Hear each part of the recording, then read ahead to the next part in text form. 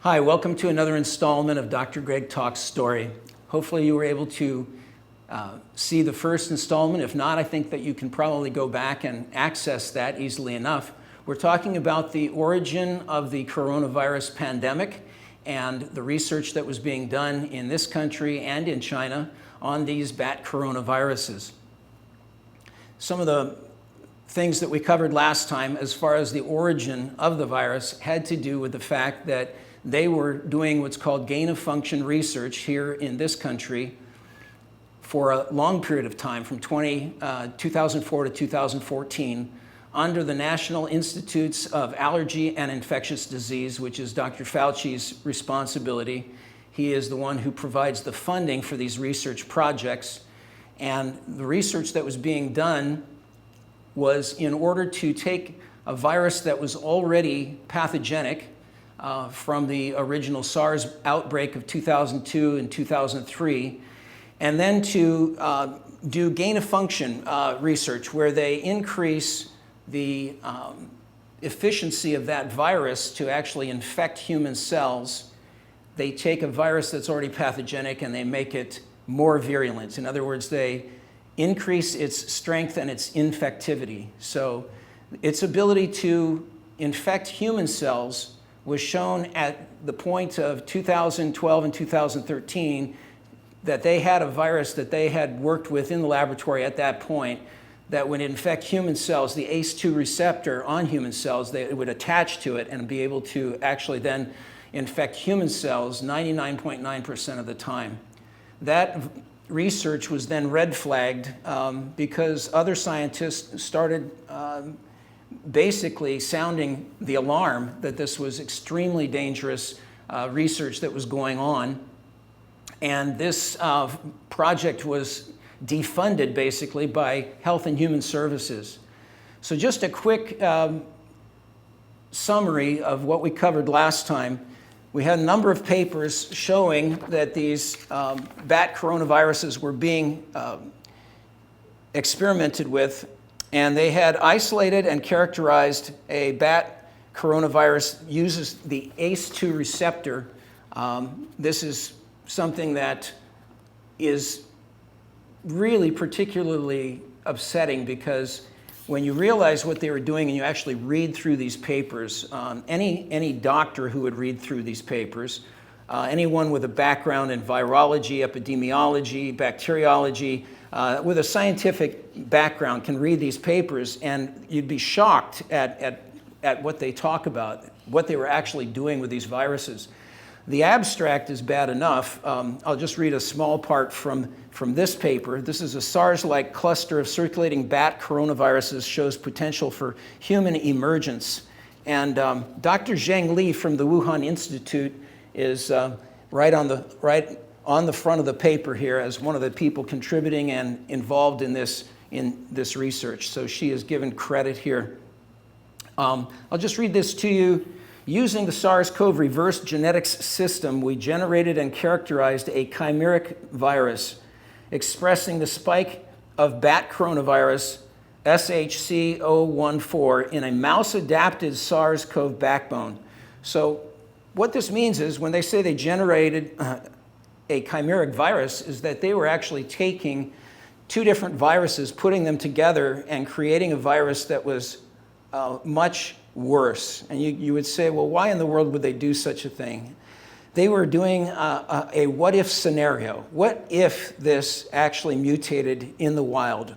What if it became more virulent? So they were actually experimenting with this, and then they got to the point where they could show that it was causing not only severe damage to the respiratory cells of human beings, but in addition to that, that this virus was able to jump species. So this is not a natural thing.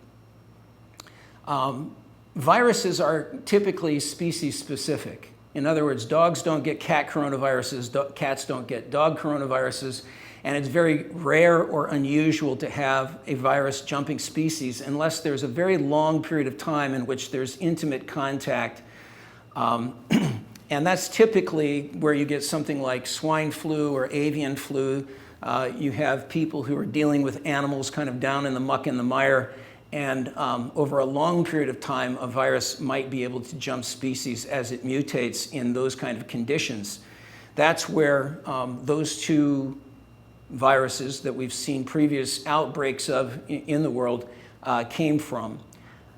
The ability for this virus to infect at full virulence right away was a red flag telling me that there was something really wrong here. This is not natural. This is completely unnatural. And there had to be some sort of reason for this. And that's when I started doing a deep dive into these NIH papers. These are available online. Some of them have actually been taken off, and you have to go to the archives to get them.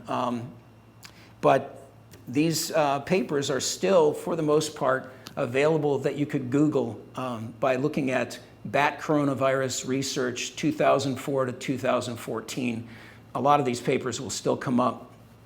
The fact that some of them have been taken off and put in archive is also quite telling.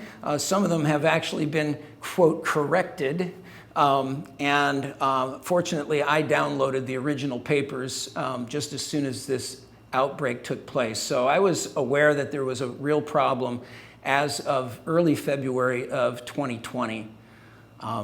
It was very clear to me that there was something that was quite wrong with this virus that was spreading around the world so quickly, and the fact that it had supposedly jumped from bats into humans. One of the things they were trying to say at the time, which was quite obvious to me that it was a cover-up, was that it had come from a wet market in Wuhan. Research has shown that there were no bats ever sold at that wet market, and there were no pangolins or other kind of intermediate hosts. They really were drawing, just grasping at straws to try to explain away what had happened. And this wet market is just within a very short distance of the Wuhan Viral Institute, where further research on these viruses was being done after it was shut down by Health and Human Services in 2014 here in this country. So the research that was being done in this country back between 2004 and 2014 was so dangerous that the Health and Human Services defunded it, like I said, in 2014. And then Dr. Fauci, who is not happy about this, because a lot of this research was being done under his direction, under his oversight, he made sure that the EcoHealth Alliance, a third party, got a $3.7 million grant that went to the Wuhan Institute. And basically, this research then shifted from the United States over to the Wuhan Institute in China. Fast forward to 2018, and there was a international inspection of this laboratory. It was either January or February of 2018, and they failed on multiple different levels of protocol and procedure. The laboratory itself was given basically a very poor grade on their inspection. And then, of course, there's evidence that there was actually an outbreak somewhere around September or October of 2019, that there was activity going on in Wuhan around that research facility that showed that they were already aware that there was human-to-human transmission, and they were hiding that. So the way that the Chinese government and the CCP, which is basically, that's the Chinese Communist Party, and the military branch of their viral research, basically was actively suppressing the information that this was something that could potentially escape into the broader population. One of the striking things about that is that they allowed for people to go to the Chinese New Year celebrations in Wuhan. They had over 400 families, not individuals, but families, at this celebration outdoors, and they knew at that time that they had human-to-human transmission. So this is what was going on. And then, of course, the images that came from Wuhan not too long after that, where they were literally taking people off the streets and where they were forcibly shutting down the entire city, etc. But they did allow people to fly to other countries during that period of time, and they were trying to cover up and not really have anyone find out that they had a problem going on. But at the same time, they didn't allow anyone to fly within China to Beijing and other large cities. So they shut down Wuhan, but they allowed people to fly to the United States, to fly to Japan, to fly to Italy, to fly to New York. And it's no wonder that it didn't take very long for this virus then to get seeded all around the earth. Chinese New Year is a time when wealthy Chinese will typically travel and take vacation. And so we had huge numbers of people traveling out of Japan or out of China at that time.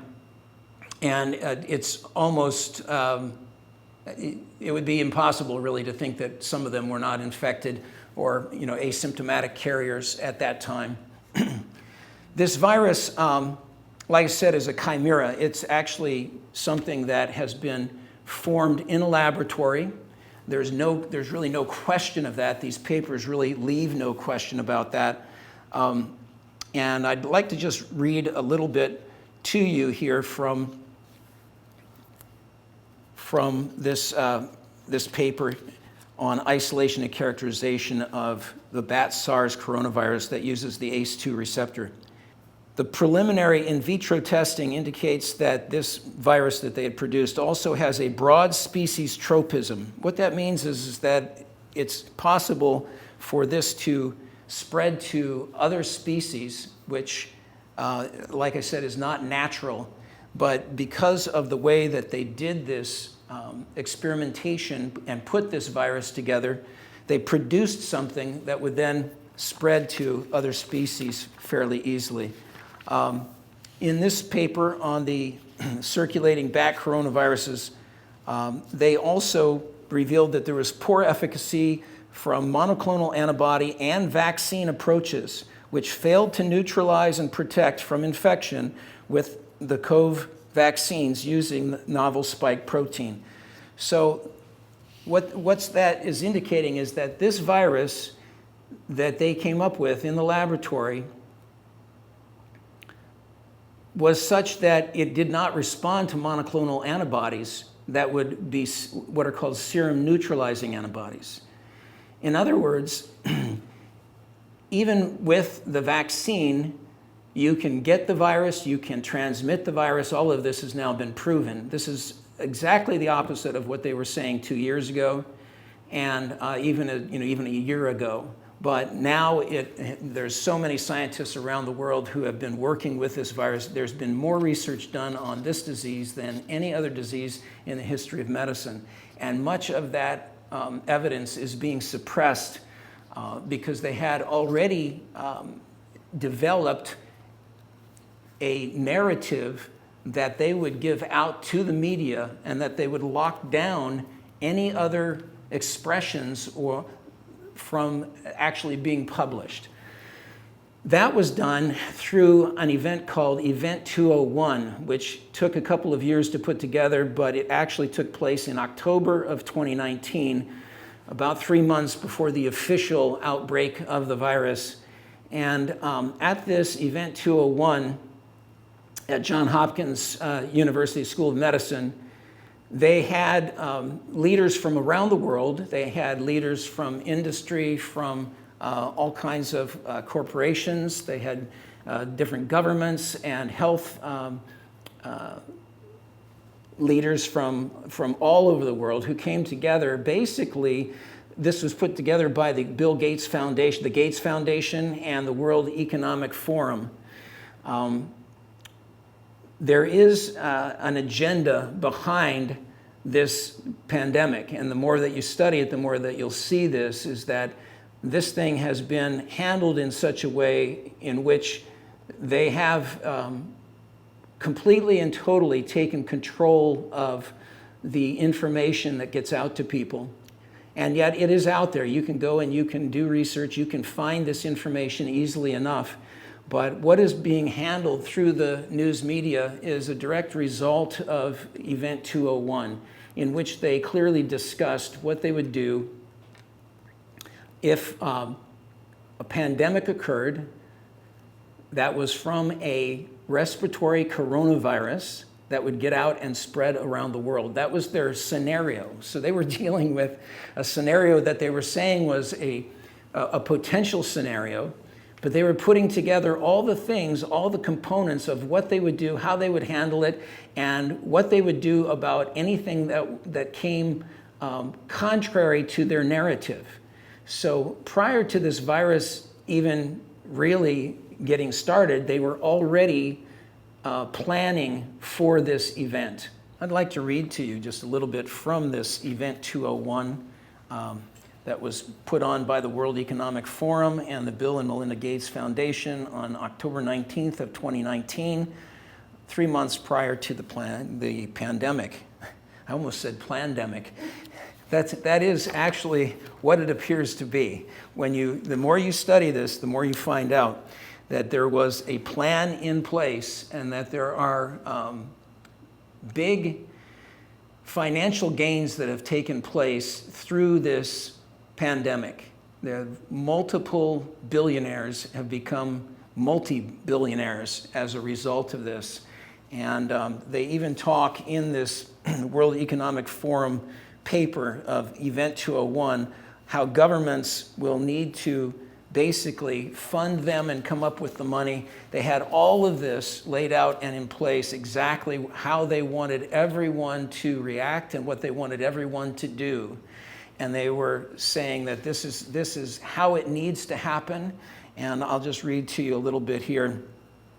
The World Bank, the International Monetary Fund, the regional development banks, national governments, foundations, and others should explore ways to increase the amount and availability of funds in a pandemic and ensure that they can be flexibly used where needed. Governments and the private sector should assign a greater priority to developing methods to combat mis- and disinformation prior to the next pandemic.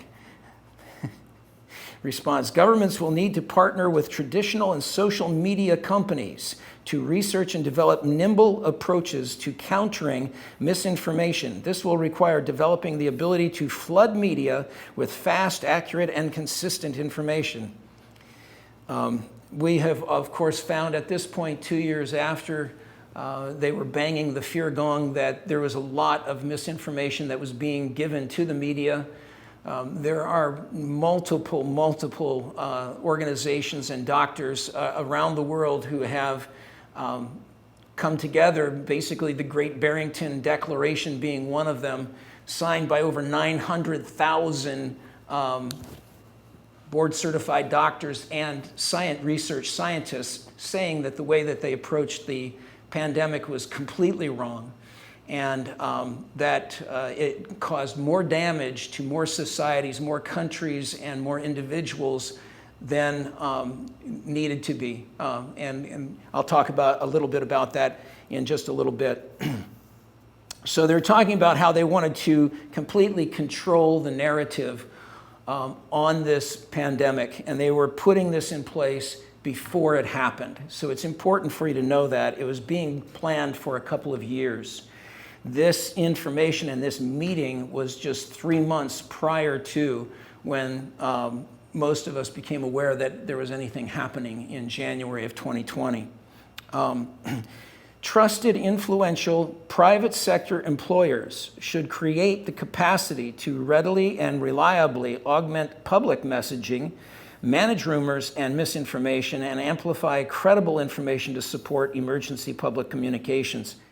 Basically, they were saying that their take on this virus was going to be the only thing that would get out to the public. And even scientific research papers and groups of board-certified doctors and everything else would be suppressed. And this is exactly what's happened. This has never happened in the history of medicine ever before, in which doctors have been dictated to by the World Health Organization. The World Health Organization, by the way, is run by a gentleman with the last name of Tedros, who is originally from Ethiopia. He is a Marxist, and he is strongly in support of the CCP and the Chinese government. The WHO gets huge amounts of funding from the Chinese Communist Party, directly through the Chinese government. So that's something you should know about, and you can research yourself. Tedros is a very sketchy individual. He was early on in the pandemic saying that no, that China has no part in this. We shouldn't lock down. We shouldn't have any restriction of Chinese, people, nationals going to other countries, etc. So he was actually actively coming against any of the measures that could have initially kept this virus located so that it was a localized epidemic instead of a pandemic. So he has a lot of responsibility in that whole situation. And again, there is money involved in every aspect of this entire thing. There is money and influence that has, unfortunately, there's corruption. That's really the only word that can be used. There is just a massive amount of corruption on various different levels that have led to this situation. So they were actively organizing people, media companies, tech companies, social media, were all being given this basic plan of action just before this pandemic started.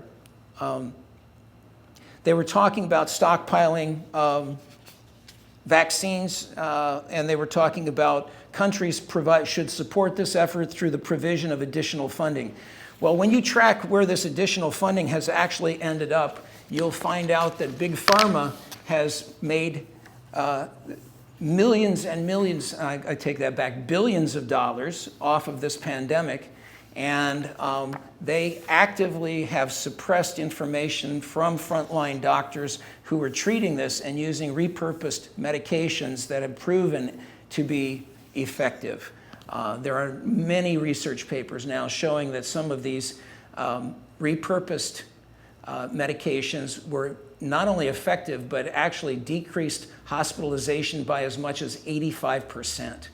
So our country has basically been more repressive of doctors than many other countries. And there are studies out of South Africa, studies out of the UK, studies out of Spain, studies out of India showing that these repurposed medications were being effective and were keeping people out of the hospital, keeping them off of respirators.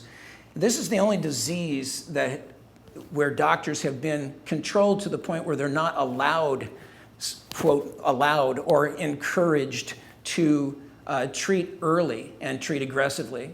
Anyone who's been in medicine knows that the best way to treat any disease process is to treat it early and treat it aggressively. With a virus or a bacteria that's infectious, you want to stamp it out fast. You want to kill it before it multiplies, basically.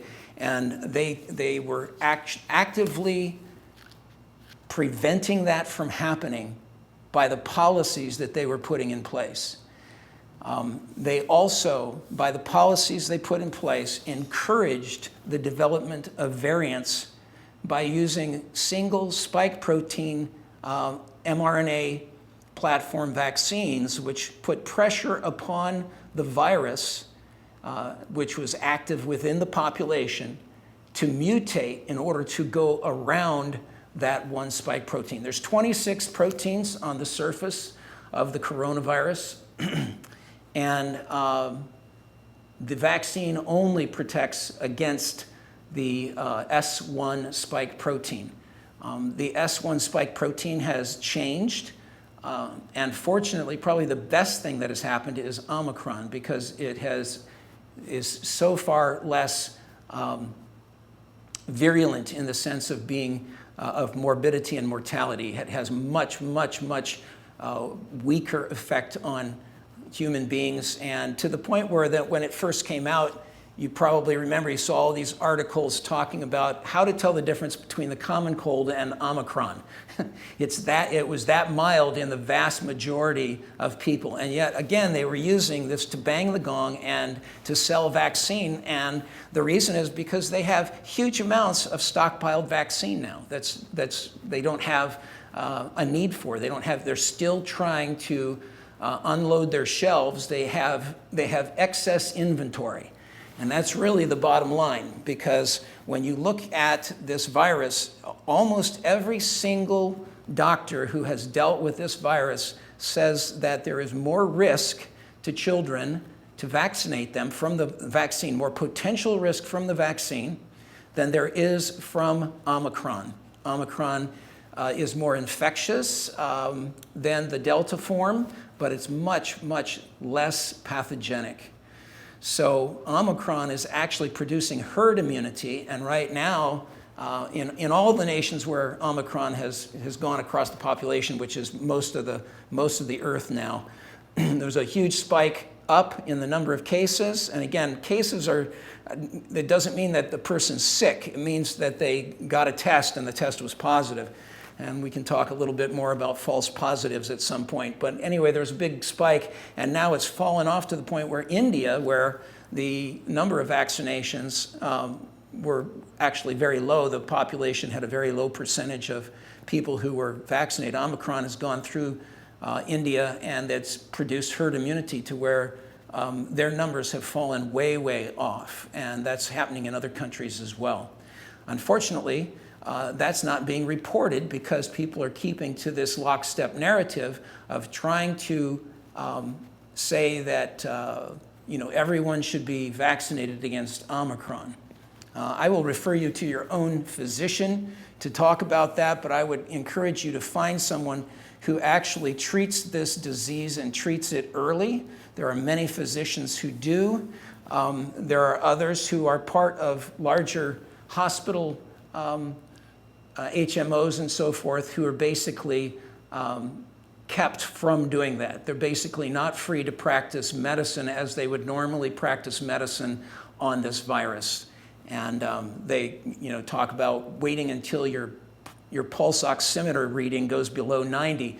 If you wait to desaturate to the point where your lungs have been damaged so badly by this virus that you wait and go into the hospital or get treatment then, you are really in a bad place. Fortunately, Omicron does not involve damage to the lungs nearly to the point that that Delta variant or the Beta variant did, or even the original virus. So now around the world we have this Omicron variant, and the Omicron variant is much less pathogenic, and it is proving what some of the experts have said about this handling of the pandemic. There were, as I said, over 900,000 signatures on what is called the Great Barrington Declaration. And this was put together by 3 epidemiologists who are at the top of their field, who said early on that what should happen is that they should do testing and post-testing of people who traveled, but they should isolate the people who are older and at risk and allow the virus to basically go through the population in a way that herd immunity would be produced. We're now seeing that actually happening with Omicron in many, many places around the world. But they were discounted. These people are at the very highest level of their profession as epidemiologists, and yet because they went against the lockstep narrative, they were sidelined basically in large part, and even sanctioned in various different ways from within their universities and so forth. It's really sad because the handling of the pandemic has been done so poorly according to the science, to real science, simply because they had determined ahead of time exactly how they were going to handle this, and they didn't really do it in accordance with the science of what was happening as they were studying it and as it was spreading. So they didn't allow any changes really of any great degree to happen during that period of time. And of course, there were many people lost their businesses. The entire middle class was, really badly damaged by this, by all the lockdowns. And the lockdowns, of course, didn't do anything but to really kind of put off the inevitable. Right now, Australia is finally opening up just a little bit, and they'll have a big spike of Omicron, and a lot of, quote, cases. There will be a lot of people who test positive who have nothing more than a bad cold or a mild flu. But they will have, of course, in some of the older people will succumb to this, especially if they are obese or have diabetes or some other, really bad pre-existing condition. But how they've handled this with the general population has been very, very poor. And at this point, there are lots and lots of scientists and doctors who are saying that. I wanted to tell you just a little bit about one of probably the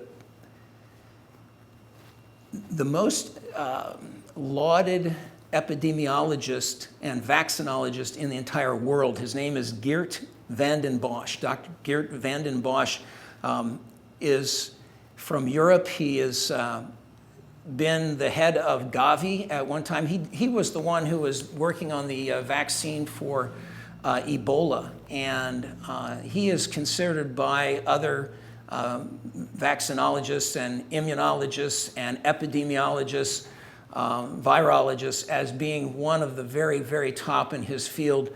He has, from the start, said that the way that this pandemic has been handled has been really against the science instead of in step with the science. And the reason for that, again, is because you have a vaccine to one spike protein, and the fact that originally when they came out with this virus and they were doing the gain-of-function research, they had already shown that it did not respond well to monoclonal antibodies or to the vaccines in such a way to have neutralizing antibodies. Neutralizing antibodies actually stop you from getting the disease. And so even though the vaccines produce an immune response, and it's usually a fairly strong response that the vaccines produce, they're producing it to a spike protein that we had 2 years ago, number one. And number two, it doesn't keep anyone from getting the virus or transmitting it. So it really does not stop the spread of the virus at all. And because of that, he has been very vocal, along with the doctor who has been at the forefront, really, of mRNA platform vaccines, in saying that this has been handled very, very poorly, and that the net effect is that it's producing variants. The vaccine is actually producing variants. That's putting pressure on the virus to mutate.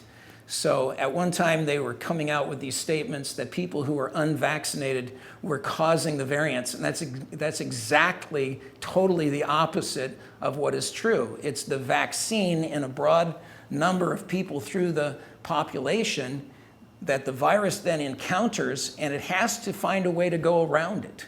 And so evolution of the virus forces it to then mutate and find a way around that. And like I said, it has 26 proteins altogether. That spike protein is always part of what mutates. I believe that Omicron has a total of 53 different individual mutations in it from the original virus. Anyway, in going over the information that I've come up with it and that I've found, one thing that is very clear is that they were developing a narrative that sidelined any early treatment options. They were talking about coming out with more medications, basically the ones who have gained the most from this is Big Pharma. You're talking about the companies were trying to come up with a specific medication for this disease when there were already very inexpensive medications that were being shown to be very effective. But they weren't going to, of course, get any research dollars for Big Pharma. And I would just tell you that Big Pharma has so much influence, and there's so much corruption because of their influence in governments around the world, but especially here in America. And that's both sides of the aisle. And unfortunately, all you have to do is watch television in order to find out who's funding, who has the most commercials, the longest commercials, and you will always see these different new drugs that are being put out there and the number of side effects that they have. But this entire industry exists upon finding new medications and getting research dollars. And then if there's a medication that's very inexpensive that works, they're not happy about that. They have actively been involved in suppressing information from doctors who have done very good studies that are double-blind studies that have shown that some of these repurposed medications are effective. So there was the developing of the narrative that sidelined all the early treatment options. There was a controlling of the narrative in general, what was going to be told to the public and how that was going to happen. They were going to use social media, they were going to use corporations, they were going to use big business, they were going to use governments in order to put out one narrative. And whether they came up with any other information along the way or the information changed, they were going to stick with that original narrative no matter what. And that was clearly shown in a lot of the emails from Dr. Fauci. That was kind of a thing that came out not too long ago, but he's been exposed as you know, lying to the public. You know, they have worked to discredit scientists and doctors, and they discredited these repurposed medications, which were safe and inexpensive and had proven efficacy. For that, I would just refer you to the FLCCC protocol. There's thousands of doctors who have used this protocol to treat this disease in early forms and keep people out of the hospital, and I would encourage you to look into that.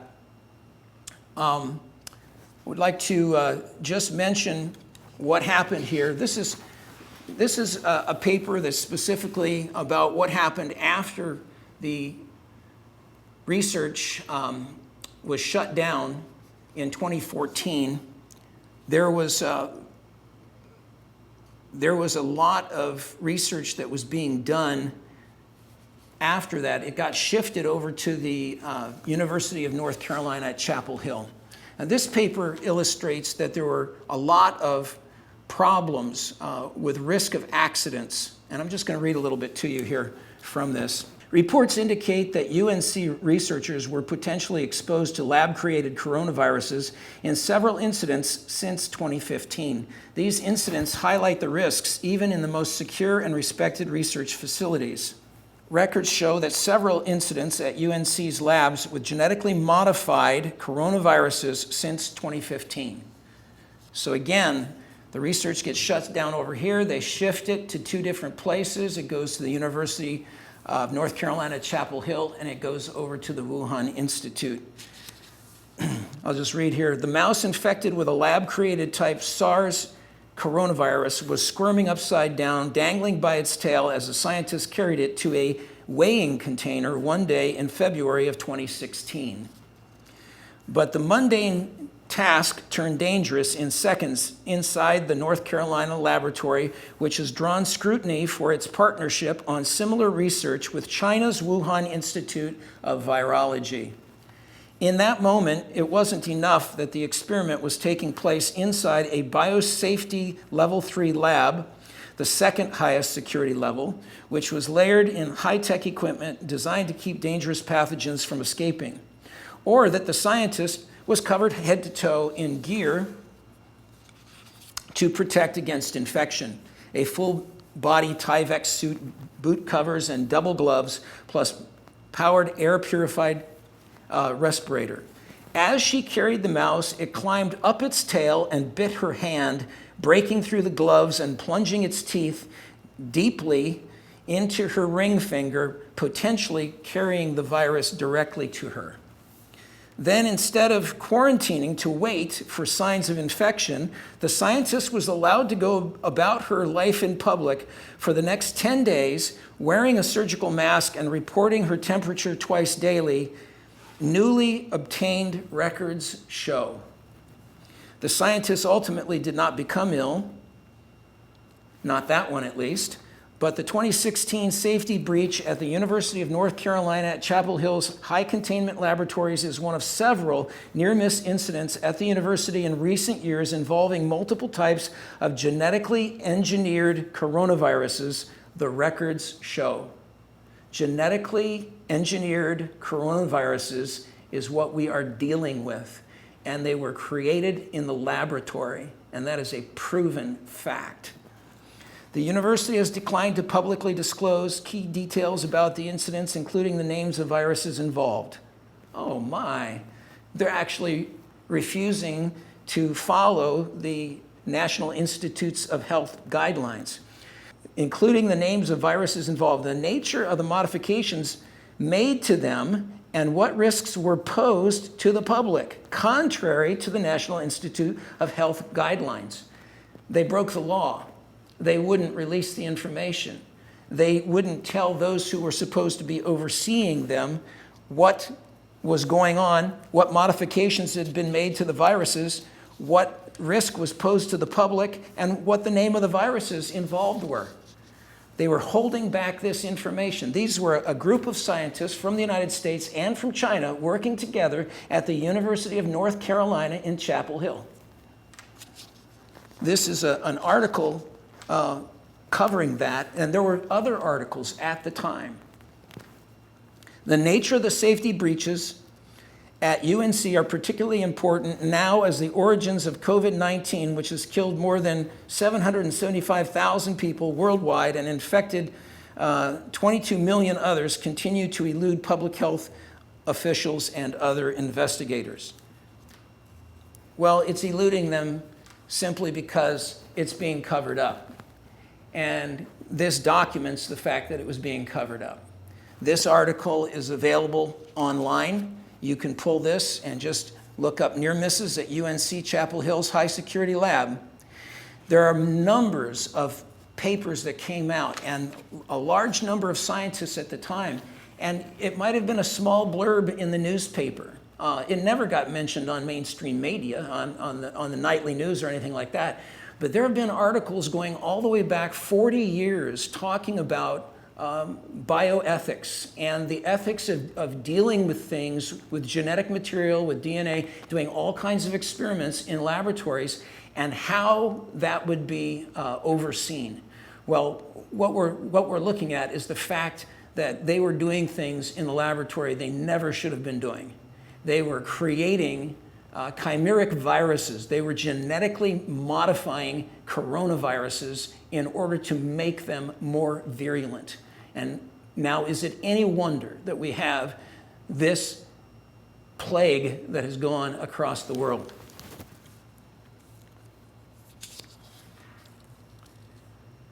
Richard Ebright, a molecular biologist at Rutgers University who has testified before Congress on lab safety issues, said the series of incidents with coronaviruses at UNC gives fuel to the possibility that this pandemic, or one in the future, could originate as a lab accident. A lab accident or mishap with a vaccine trial are considered to be likely explanations for how a strain of flu that appeared to have been genetically frozen in time since the 1950s emerged and infected people around the world in 1977 to 1978. In 2004, a small outbreak of severe acute respiratory syndrome was traced by Chinese authorities and the World Health Organization to lab workers at the National Institute of Virology Laboratory of China's Center for Disease Control in Beijing. This isn't the first time this happened. They've been messing with things in the lab in dangerous ways for years, and now we're seeing the results of that. And in 2007, leaking drainage pipes at a vaccine research facility in England were blamed for an outbreak of foot and mouth disease among cattle. Friends, I just want to point out to you that there is just a huge amount of evidence that not only was the pandemic handled in a very poor way, but in fact, the general public has been kept from this information, which you can find online. This is not any kind of rumor. This is not any kind of conspiracy theory. This is absolute fact of standard source material from the National Institutes of Health medical library showing exactly what has been going on behind the scenes. And I think it's important for you to know that. I think it's important for you from the aspect of how you vote, of how you live your life, of what you want to see in the future. I can tell you that with Omicron being the primary form of the disease now worldwide, that we will be seeing a huge reduction in the number of cases. Again, number of cases means nothing. The only thing they should be looking at is the number of hospitalizations and the number of deaths, because the number of false positives, for one thing, on the PCR tests is off the charts, because they actually amplified it 35 to 40 cycles, which normally it's amplified up to 5 cycles. And just to give you an idea of what this means, say the virus is this long. When they, at just 1 cycle, 2 cycles, they're really testing for the whole virus when they do that test. But when they amplify that up to 35 or 40 times, they're just testing for a tiny little segment of that virus, the genome of that virus. Well, that's just a few base pairs, and that is something that is common to many different organisms. I think maybe you saw early on when they had these PCR tests cranked up as high as they could go, that they were actually testing things like papaya and coming up with positive test results. So there's a huge number of false test reports. Just remember it this way. Cases means nothing. It's illness that is significant. It's hospitalizations. And if doctors would treat this disease, if they'd be allowed to, instead of being under pressure to just wait until people are so incredibly ill that they have to go to the hospital, if doctors would treat this disease early and aggressively, it would greatly, greatly, greatly reduce the number of people who become seriously ill and the number of people who have to go to the hospital, and obviously then the number of people who die. There's never been in the history of medicine anything like this that has happened before. And there's so much corruption, and there's so much politicization that has gone on with this pandemic and with this virus, that it's important for you to get your head up out of the sand, do a little bit of reading and research, find out what's really going on. And as we go forward here, I'm going to be talking about what are the forces at play behind this. Where is this being manipulated from? Who is benefiting from it?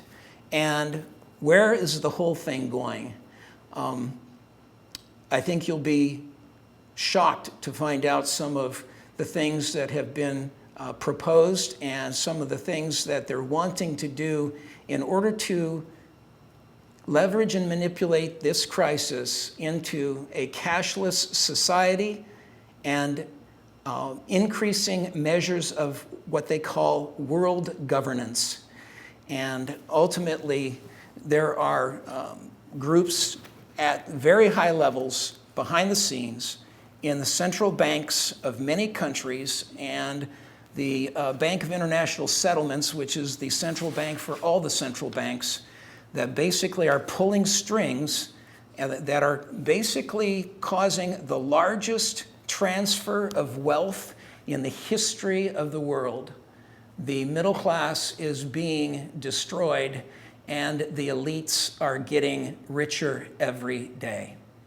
So I'll leave you with that, and next time we will talk more about some of the rock-hard evidence behind those statements. And I will produce papers and all kinds of evidence to show you exactly what's happening behind the scenes.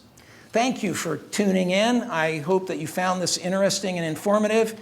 And I will be coming to you with another segment in just probably another 5 days or so. Thank you for tuning in. Bye-bye.